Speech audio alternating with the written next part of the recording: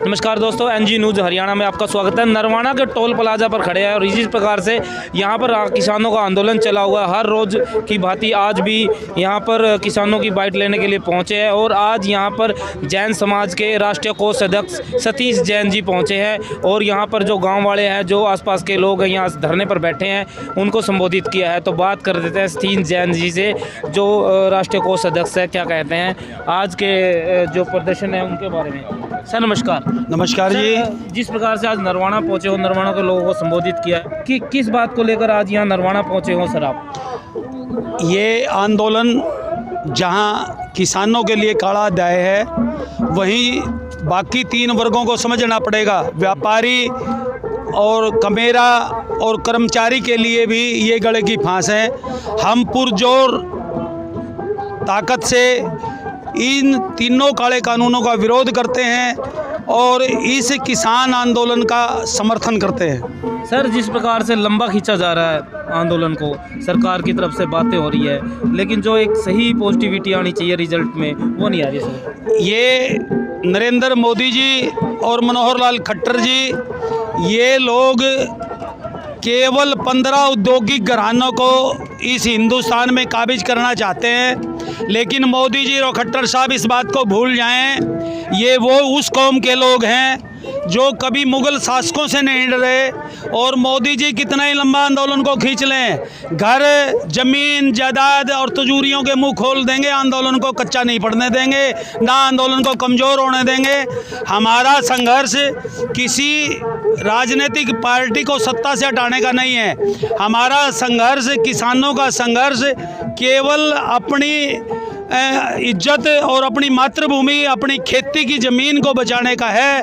मोदी जी बगैर देर किए इन तीनों काले कानूनों को वापस ले लो, नहीं तो आने वाली स्थिति बहुत ही भयंकर होने वाली है। सर, सुप्रीम कोर्ट की तरफ से कल एक बयान आया था कि जो 3 कानून हैं उन पर सरकार होल्ड करे और जो ये चारों तरफ से दिल्ली को रोका गया है उनके एक सही जगह दी जाए दिल्ली के अंदर।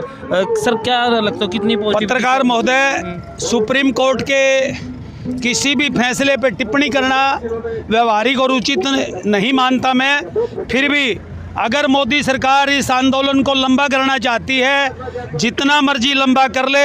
आज हिंदुस्तान की 36 बरादरी और चारों वर्ग तन से, मन से, धन से संघर्ष करके अपने अधिकारों को लेना भी जानते हैं और तीनों काले कानूनों को रद्द करवाएंगे। जब तक मोदी जी इन तीनों काले कानूनों को रद्द नहीं करेंगे, इस हिंदुस्तान का किसान, व्यापारी, कर्मचारी और कमेरा वर्ग के लोग, मजदूर वर्ग के लोग चुप नहीं बैठेंगे। चाहे जो मर्जी कर ले, चाहे कोर्ट का स्टे ऑर्डर करवा ले। हम सीधी एक बात चाहते हैं कि पहले वो तीनों काले अध्यादेशों को निरस्त करे और फिर बातचीत की मेज पर आए। सर, जो 5 कमेटी के मेंबर की एक टीम बनाई है, क्या सेटिस्फाई है किसानों से? किसानों से कौन सेटिस्फाई है, कौन सेटिस्फाई नहीं है, ये हमारा सोचने का मामला नहीं है।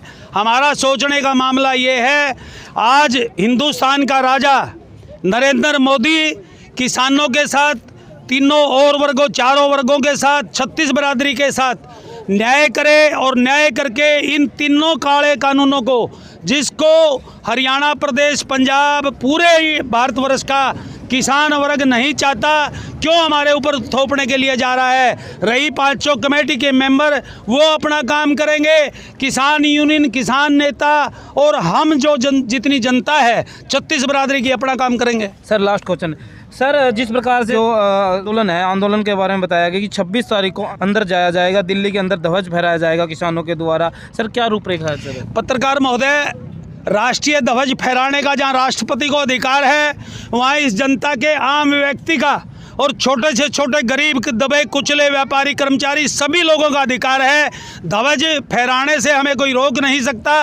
और रही बात 26 जनवरी की परेड में शरीक होने की, आज आंदोलन जिस तरीके से चला हुआ है, एक बात और बता देना चाहता हूँ आपके माध्यम से।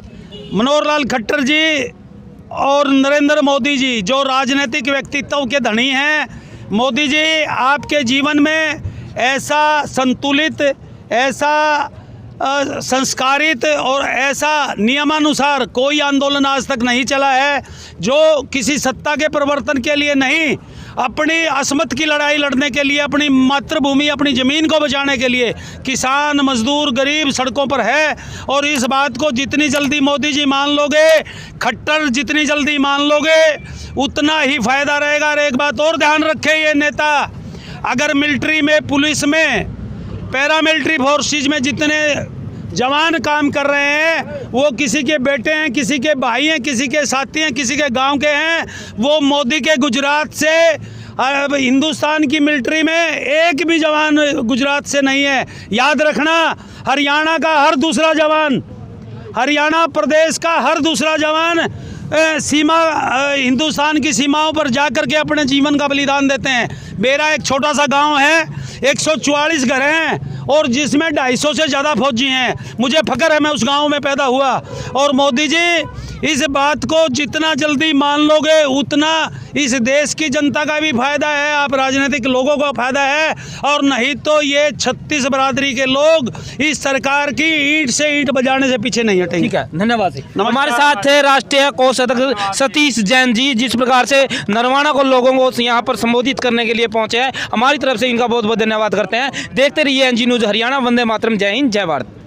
बरादरी जिंदाबाद, हरियाणा सरकार मुर्दाबाद, हरियाणा सरकार मुर्दाबाद, केंद्र सरकार मुर्दाबाद, केंद्र सरकार मुर्दाबाद। तीनों कानून रद्द करो, रद्द करो, रद्द करो, तीनों कानून रद्द करो।